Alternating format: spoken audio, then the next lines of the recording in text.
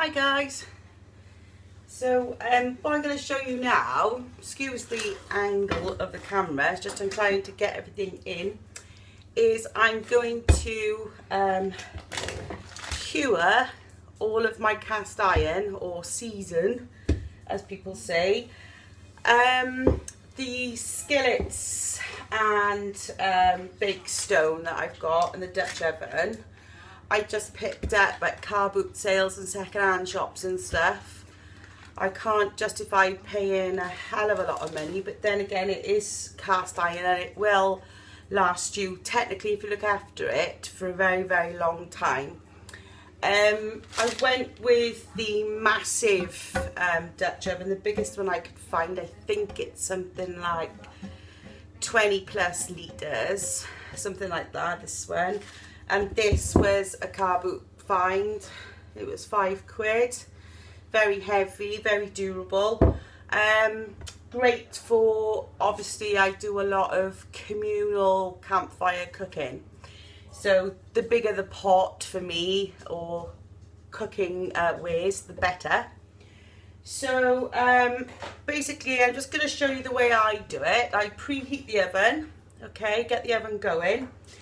You just wash them in hot soapy water. You shouldn't do that all of the time. You should just wipe out best you can. But a quick swill in some hot soapy water. And then I sometimes, if they're really rusty, I'll soak them in a 50-50 solution of vinegar and water for 24 hours to get the rust off. Then you pat them dry, and you will get like a very light dusting of rust. Give that another once off with a damp cloth and then dry it thoroughly. I then use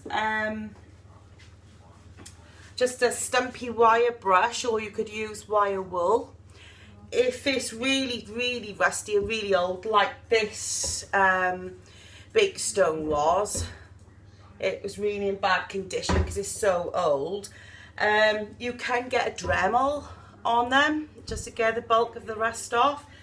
And pretty much with the seasoning process and hardening, you create a waterproof and non-stick patina onto your cast iron or your wrought iron or whatever it is you're looking after.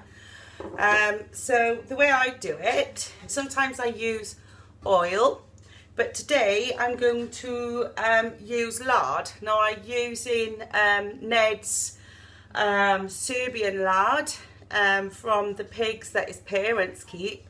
So I'm just going to add layers and layers of this, a thin layer to start, and you just basically want to cover everything. So I'm just using some parchment paper, and then you just want to give it a good old smoosh all over.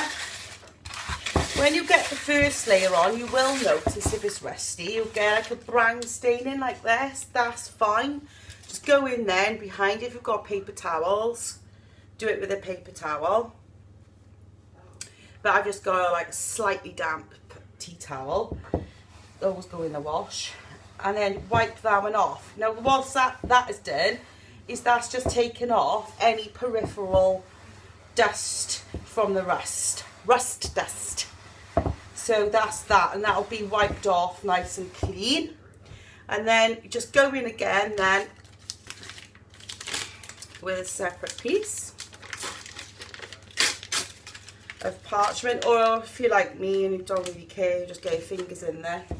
I work with clay a lot, so I'm not scared of getting my hands dirty. But you just want to cover the whole thing everywhere, including the handle.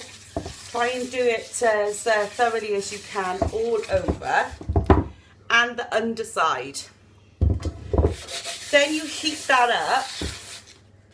Okay, so heat that up, and then once it's been sealed and cooled, let that first heat in, cool, you go in with a second or even third coat.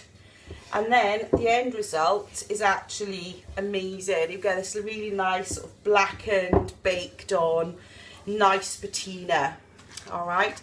Now, it's so important to do this because this will really, really help preserve your cast iron and all of your ironware, especially if you're going to be buying things like Petromax, all right? If you're going to make that investment, make sure you really look after them. So I'm going to get on and do all of these items, and then I'll speak to you or post a picture when they're finished.